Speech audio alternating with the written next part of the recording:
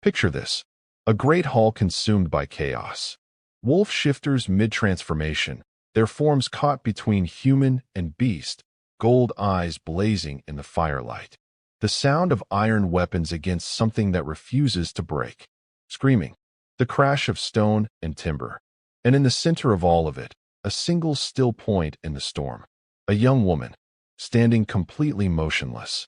Around her, in a perfect circle, the stone floor is scorched. Silver fire. Not gold. Not red. Silver. Her left arm is extended. Her sleeve has burned away. And on the inside of her wrist, a mark, intricate as a constellation, bright as a fresh wound, pulses with the same silver light. Across the hall, through the chaos, a man is on one knee. Armor cracked.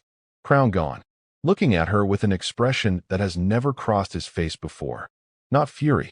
Not command. Fear. Not of her. For her. This is where our story ends. And this is where we begin to understand how it got here. They told her she was nothing. A human girl in a wolf's world. No claws. No shift. No power worth naming. They were wrong about all of it. But she was wrong about something too. And the distance between those two wrongnesses, that is the entire story. 3 questions are going to drive everything you're about to hear. Why does a human girl carry the oldest mark in wolf history? Who told her she was powerless? And why did they need her to believe it? And what happens when the bond they called a mistake becomes the only thing that can save both their worlds? This is a story about what we hide, what we're told to hide, and what happens when hiding is no longer an option. This is the silver mark. And before we go any further, if you are someone who found this channel because you love stories that go deeper than the surface, stories with real emotional weight, real consequence, real romance that costs something, subscribe right now. Hit the bell. Because this is exactly what we do here, and the silver mark is just the beginning. There is an entire world being built in this channel, and you do not want to arrive late to it. Now, let's go back to where it actually starts. A valley town pressed between dark mountains and darker forest. The kind of place that exists at the sufferance of something larger. Every 3 years, the Vaelthorn Pack sends its representatives to collect the tithe. Grain, livestock, labor. The price of living on land that wolves have claimed for 2 centuries. The humans of Ashenveil paid it without complaint. They understood the arrangement. Among them, moving through the market preparations with the efficiency of someone who has made herself invisible by practice, is Thessia. She is perhaps 22. Dark-haired, precise in her movements. She doesn't meet eyes. She keeps her sleeves down. She loads a cart. She does her work. She takes up exactly as much space as is necessary and not a fraction more. The other villagers give her slightly more room than they give each other. Not cruelty, not hostility, something more uncomfortable than either of those things. Discomfort, the particular unease that humans feel around what they cannot categorize. In her small cottage at the edge of the village, on a morning like any other morning, Thessia sits at a table with her left wrist resting in a bowl of cold water. She applies an herbal paste to the mark on her wrist with the speed of long practice. Wraps it in linen. Pulls her sleeve down. She's done this every day since she was old enough to do it herself. She looks up at her reflection in a small polished tin mirror across the room. And she stays there for a long moment. Because she is 22 years old. She has spent 15 years being a secret. And somewhere in the last few months, the secret has started to feel less like protection and more like a wall she built so long ago she's forgotten there's another side to it. Her mother's voice, from a memory she can't fully reach anymore. Never show this. Never. They will take you. She pulls the sleeve down. She picks up a locked tome from the stack of books that do not belong in a village this poor. Runs her fingers over it. Sets it back down. She is good at lying to herself. She has had years of practice at that too. The festival preparations outside are not celebrations. They are dressed-up appeasement. The whole village moving with the energy of people fulfilling an obligation they have long since stopped questioning. And Thessia watches from the edges, as she always watches, as she has always been, present but unclaimed, seen but not known. The girl at the periphery of every scene who has decided that wanting more than the periphery is a luxury she cannot afford. It isn't that they hate her. It's that they don't know what she is. And humans, like wolves, fear what they cannot name. Now we leave Ashenveil. We travel up, into the keep, into Vaelthorn, and everything changes. The scale of it hits immediately. A Gothic cathedral crossed with a Viking mead hall. Ceilings lost in shadow. Pillars like ancient trees. Iron chandeliers bearing hundreds of candles. Deep red tapestries against black stone. The weight of centuries in every surface. This is a world operating at maximum saturation compared to the gray-washed world of Ashenveil.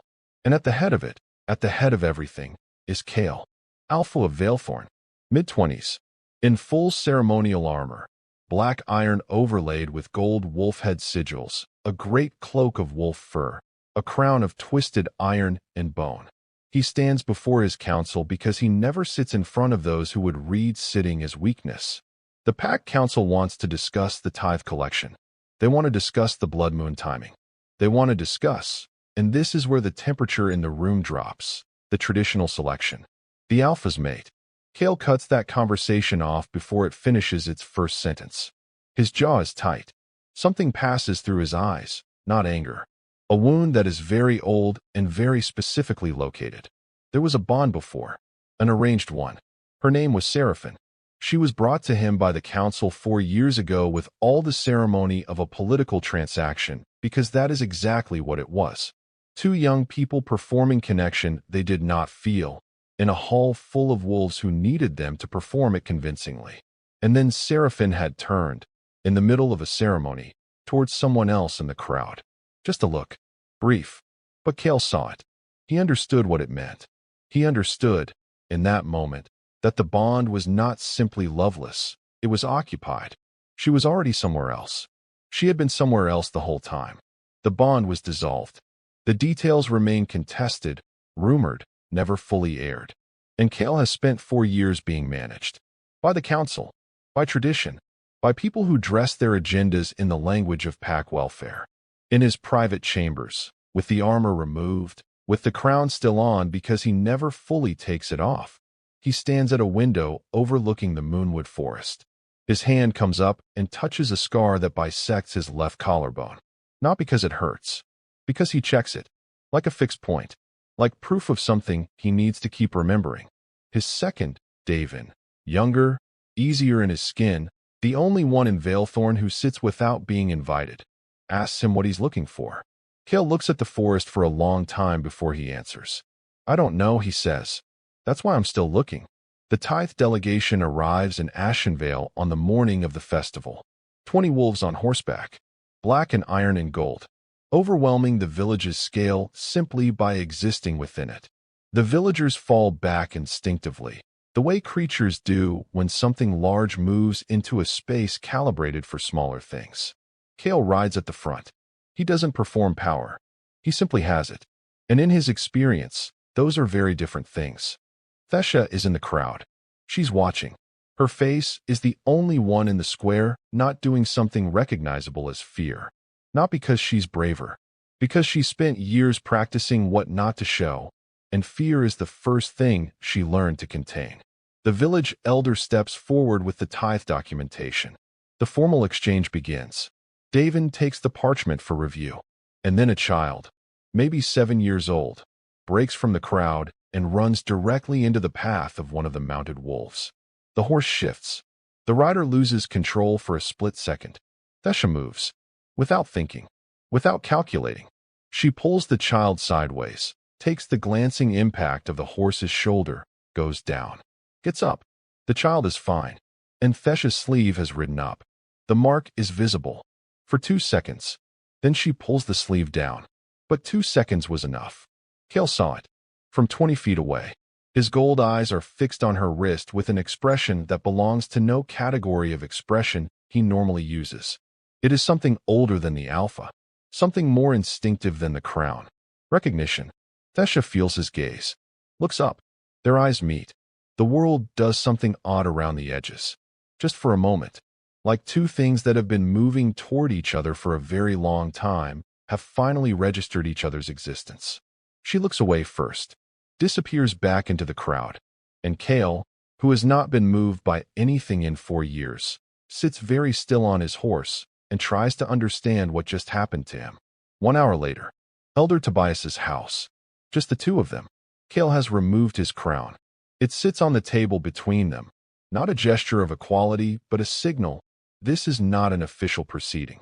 This is a conversation, or as close to one as he knows how to have with someone he met 45 minutes ago. He asks about the mark. She answers with the precision of someone who has been deciding, in real time, how much truth is safer than whatever he might invent. Since birth, her mother called it a mark from the moon. The village healer called it a skin condition. The explanations never agreed. He tells her it's a solis marca, a moon seal. It hasn't appeared in recorded pack history for 6 generations.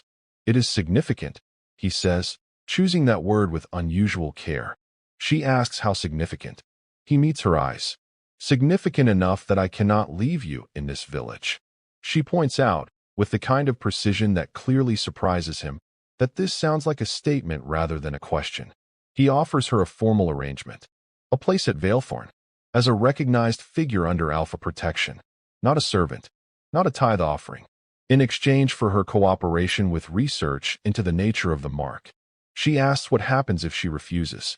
He says then they both spend the rest of their lives wondering what it meant, whether it mattered.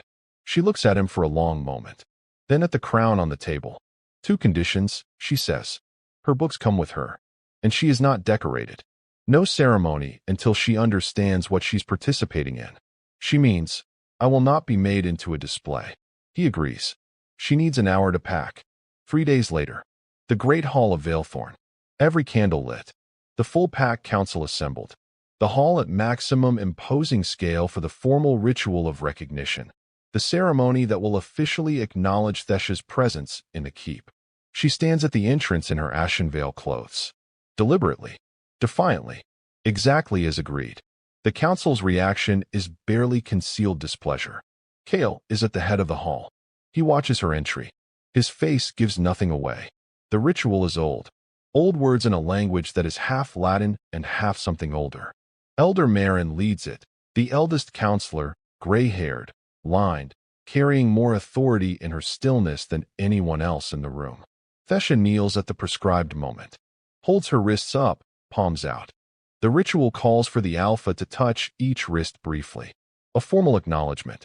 Performed standing. Always standing. Cael kneels. This surprises everyone, including Thessia. His hands take her wrists. The formal words begin, and then his thumb passes over the mark through the linen. The mark activates. Silver light, visible through the fabric, blooming up through the cloth. And then, Cael flinches. A sharp intake of breath. His hands don't release her. The ritual holds them, but his whole body responds as if something has moved through him. The silver light reaches his hands. Where it touches his skin, it leaves a pattern. Not the same mark. A corresponding one. Like 2 halves of a seal finding each other. It fades in 4 seconds. The hall is completely silent. Marin says the ritual is complete. The human is recognized. She uses the word human like it has additional weight. She's deliberately pressing into it. Later, in the corridor outside the hall, just the 2 of them. Cael is looking at his hands, at where the mark was. Thessia asks what that was. He says he doesn't know. She says he knew enough to call it a solis marca and bring her here. He looks up. He says he knew what the histories said. He didn't know if the histories were accurate. He does now. She asks what the histories say happens next. A pause, just slightly too long. He says he needs to verify something before he answers that. She says that's not reassuring. He says no, he doesn't imagine it is, and walks away. The camera stays with Thessia, alone in the corridor. She pulls back her sleeve. The mark is brighter than she has ever seen it. And for the first time in the scene, the composure breaks. Just for a moment. Just enough to show what's underneath it. Because she knows. She's always known. In the way of things you read in a locked book and then tell yourself you misunderstood. The book calls the mark a binding seal. The other half of it, the responding mark, only appears on one kind of wolf. A fated mate. The first 3 weeks at Vaelthorn. The library. The same table, by the second visit, though neither of them officially acknowledges this. Cael arrives and sights the light. Thessia looks at the 20 other tables in the room, and says of course he does. They work in silence for 2 hours. It is, against all reasonable expectation, companionable. The great hall at dinner. Pack hierarchy visible in every seat. Thessia placed at the far end, contained, categorized, visibly managed. She eats without apparent discomfort and spends the meal reading the social landscape like a map. And then Seraphine enters. The hall's energy shifts. Seraphine of House Duskfall, former prospective Alpha's mate, perhaps 25, moving through the room with the ease of someone who has always been the gravitational center and is now recalibrating to a lower orbit. She finds Thessia with her eyes, then finds Cael. Something calculates behind her expression. Thessia notes all of it, files it, says nothing. In the forest, walking the Moonwood border under the pretext of security review and research respectively. They talk about the trees, the territorial markings on the bark, the quality of the soil. She asks precise questions. He gives precise answers. Two people conducting a professional arrangement with professional courtesy. And then she trips on a root and he catches her arm, the marked arm, and the silver light blooms between them. They both look at it, step apart. She asks if it hurts him. He seems surprised she asked. He says it feels like remembering something he doesn't have a memory of. She says yes. Exactly that. They look at each other. Step apart again. Continue walking. Say nothing about what just happened between them, which is, of course, the most eloquent conversation they've had. Late at night, third week. A knock at his chamber door. Thessia, in her practical sleeping clothes, holding the locked tome. She says she thinks he should read it. He asks what time it is. She says the book calls the mark a binding seal, and the corresponding mark only appears on a fated mate, and she assumes he'd already found that in his histories. A silence. Yes, he says. When was he going to tell her? When he had determined whether it was accurate. And now? He steps back from the doorway. An invitation in. They sit at his table with the book between them and work through the night. Not as Alpha and Ward. As two people trying to understand something that has already decided it belongs to both of them. Week 4. The library. Same table. No pretense about the light. She's translating from an older text. He realizes she knows 3 languages. He asks where she learned primal lycanthropy. She says her mother's books. Books that didn't belong in Ashenveil. He asks why her mother had them. She looks at the page and says she's been trying to answer that question for 10 years. He's quiet for a moment. And then he says his mother died when he was 11, protecting a border the council had failed to properly defend. Thessia looks up. He doesn't usually offer things. She understands that. She asks if that was when he decided to become Alpha. He says he was always going to be Alpha. That was when he decided what kind. The kind, he says, that doesn't let people die for borders other people drew. She looks at him for a moment. That's a good answer, she says. Quietly. Week 5. The Moonwood at night. This has become a pattern now. Walking the forest after dark under the justification of research. The mark responds differently under moonlight. This is true. It is not, however, the actual reason either of them comes. They stop at a clearing. Full moon. The mark is luminous. Cael has shifted partially. The subtle structural change, the gold eyes, the presence of something larger than a man in his outline. She asks if shifting hurts. He says at first, when he was young. Now it feels like exhaling. She says, without thinking, I've been holding my breath my whole life. He looks at her. She hears what she just said. She doesn't take it back. I know, he says. He tells her he watches her. At dinner. In the hall. She monitors everything. She contains everything. She gives away nothing and accepts nothing. That's not survival, he says. That's disappearing while still being present. She says people who stand out get taken. He says she was already taken. She says that's not comforting. He says no. But she's not hidden anymore. And she's still here. The mark pulses once. Warm. Silver. She looks at her wrist. I think it's trying to tell me something, she says. He asks what. She says, even quieter than before, that I'm not as afraid as I'm pretending. And then he tells her about Seraphine. Not the public version. The real one. That the bond failed because Seraphine was already bonded to a wolf she chose herself a year before the arrangement. That the council knew. That they made the arrangement anyway. She asks why he's telling her this. Because the binding seal can't be forced, he says. It can't be arranged. It occurs, or it doesn't. He looks at the mark. It occurred. She says she's not a wolf. She doesn't shift. She doesn't have a pack. Everything his counsel expects from his partner. She is none of that. He says he didn't ask her to be. She says he didn't ask her anything. He transported her here in a delegation cart. And for the first time in this story, something in his face almost becomes a smile. He says he offered her a choice. She says he offered her a very well-constructed illusion of a choice. And yet, he says, "You're still here." She looks at him. She is still here. We need to pause here for just a moment. Because what is happening between Thessia and Cael in that forest is the exact reason this channel exists. Stories about the cost of connection. About what it requires to let someone pass the walls you've been building since childhood. About the specific and terrifying moment when you realize that hiding is no longer working. Not because the danger is gone, but because what you'd be hiding from is the one person you don't want to hide from anymore. If that is the kind of story that finds you, that speaks to something you needed to hear, share this video with someone. Right now, before we continue, because they need it too. And come back, because where we are going next is where the story stops being beautiful and starts being real. She makes no promises. He almost smiles again. Fair enough, he says. And then he tells her. When he saw her in that market, moving without thinking, pulling the child clear, he didn't see a mark. He saw her, and everything since has been. He pauses, searching for the word. He has been looking for something in that forest since he was 19 and didn't know what he was looking for. And then she arrived in a delegation cart and told him she needed an hour to pack. And she has been infuriating and precise, and he looks at the mark. "I love you," he says. That is not the mark speaking. The mark is confirming something I arrived at through my own significant aggravation. Silence. She says he is terrible at declarations. He says he's aware. She looks at him. She says she has been hiding since she was 7 years old and has never once let anyone. She stops. Starts again.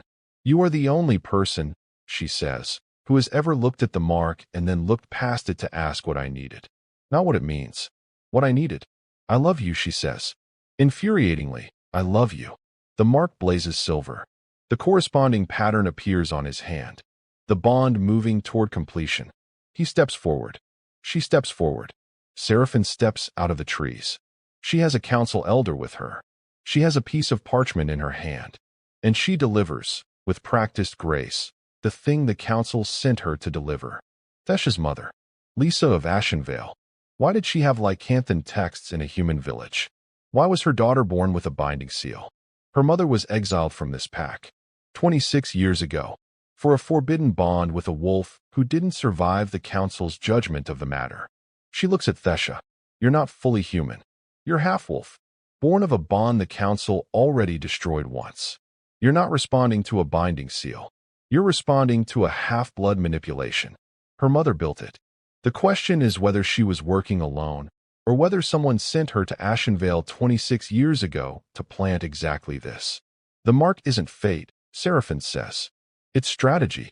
Thessia is very still, because she knows some of this is true. The locked tome. Her mother's handwriting in the margins. The warnings she hadn't fully understood until now. She knew she wasn't fully human. She didn't know about the exile. Didn't know about her father. Didn't know what her mother had built into the mark or why. She looks at Cael. He tells Seraphine to get out of his forest. Seraphine and the elder withdraw. Silence. Thessia speaks first. She tells him some of that is true. She knew she wasn't fully human. She didn't know about the exile or her father. He says he knows. She asks how he knows. He says he's been reading her mother's books for 6 weeks. She left them on the library table. She stares at him, then asks why. If he knew, why he said what he said 2 minutes ago. "Because knowing her mother had wolf blood doesn't change anything I told you," he says. A branch breaks. 2 council guards emerge from the shadows. Silver thread binding cords, used for restraining shifters. Marin's voice from the darkness. The matter has been brought before a full council session.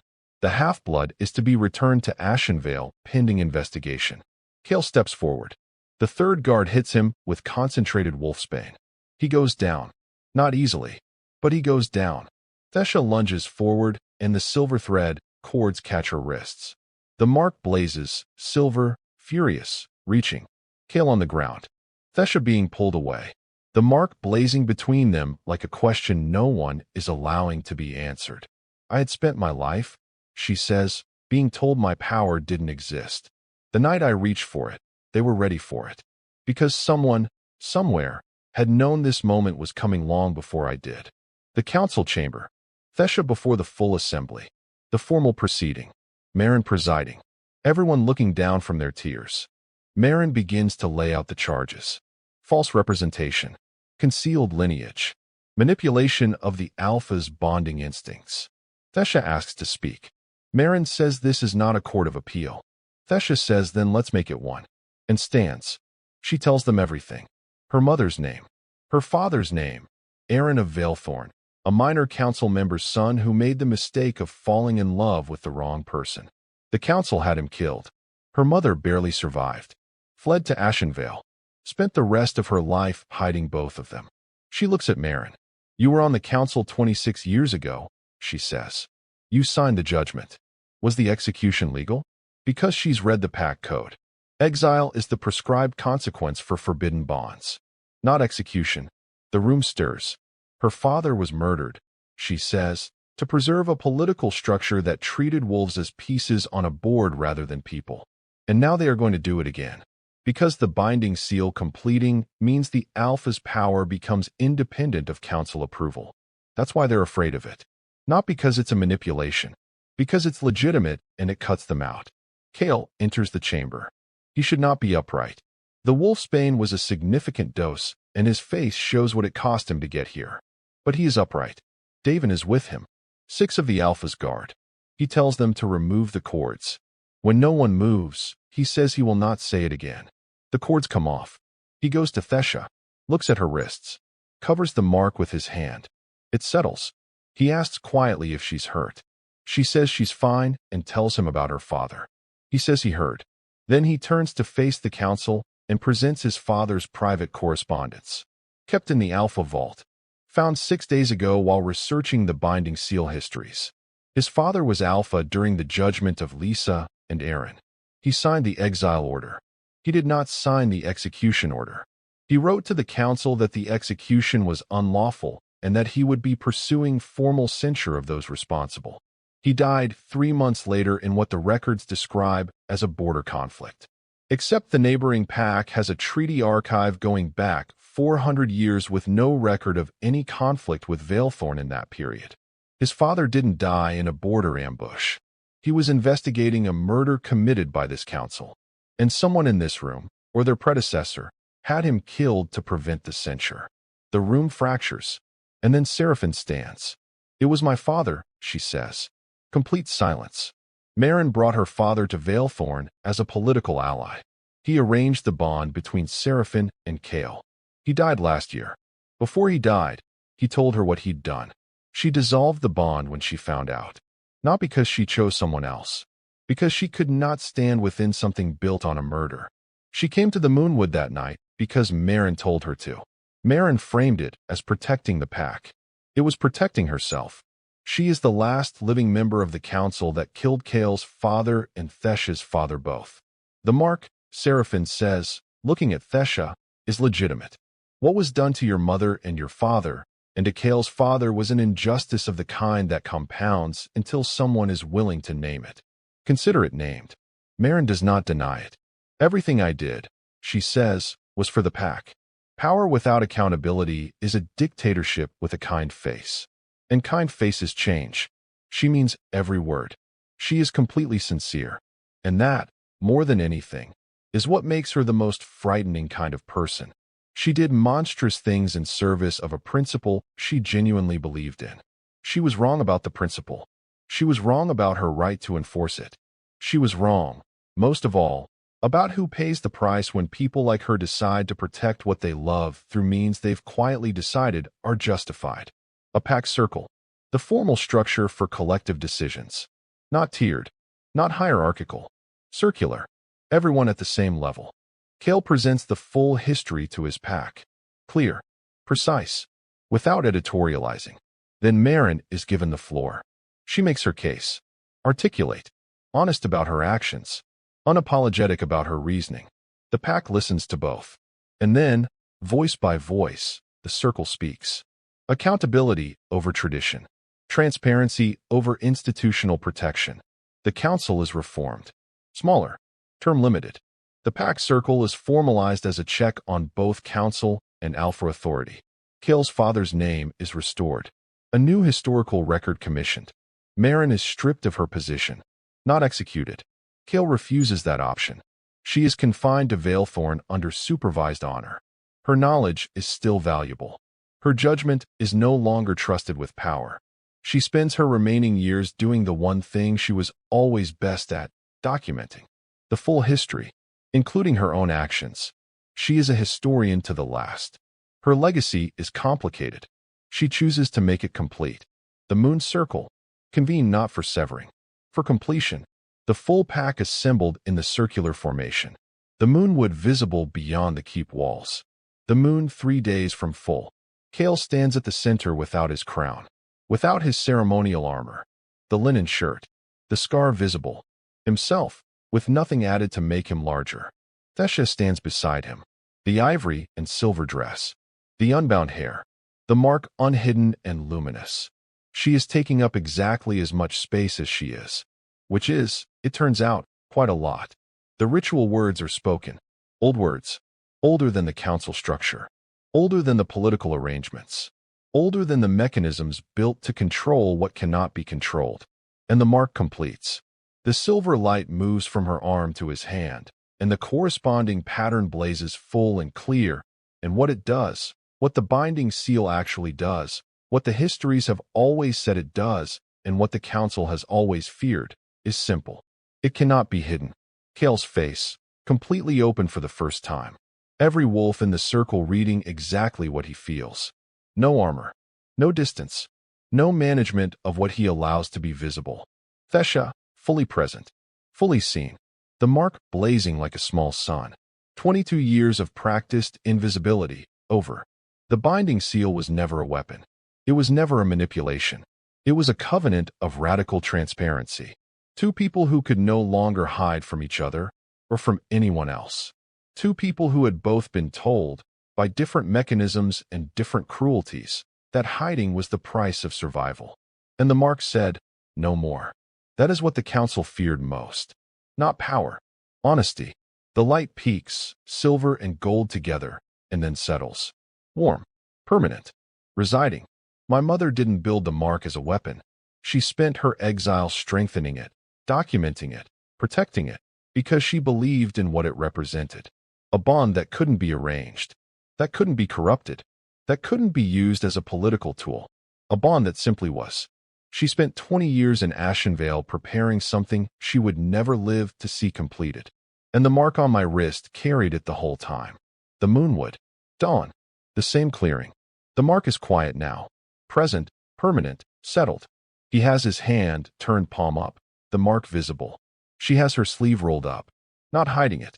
She says her mother left Vaelthorn to protect her from the masks she would have had to wear there. He says her mother wasn't wrong about the masks. She says no. She just couldn't have known that the masks were the problem, and not the people wearing them. He says he wore the crown as armor for 4 years.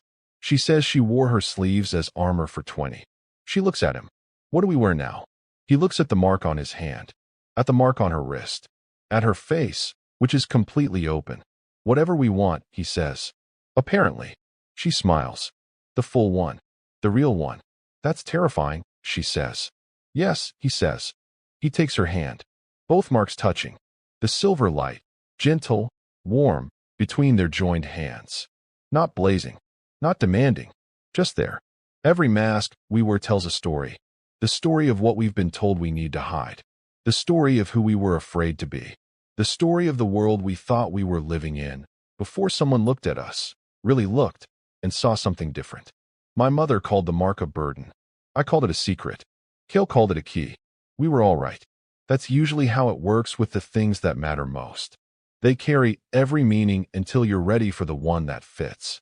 2 questions before you go, and I want your answers in the comments because I read every single one. The council feared the binding seal not because it was dangerous, but because it made the Alpha ungovernable by institutional control. At what point does protecting a system become corrupting it? Where exactly is that line, and who gets to draw it? And this one, Thessia's mother spent 20 years in exile preparing something for a daughter who didn't know she needed it. What does it mean to leave someone power they can only access when they stop hiding? Is that love, or is it a burden with love's name on it? Tell me what you think. And if the silver mark found you, if this story said something you needed to hear, subscribe. Share it. Bring someone else into this world. Because the next story is already being built, and it is going to go even deeper than this one did. The Amber Court is coming. A wolf who has never shifted. A human historian who knows why. A reverse harem of 4 wolves bound to her protection by a law none of them agreed to and cannot escape. And a secret about the pack's origin that will make everything in the silver mark look like a prologue. Stay close.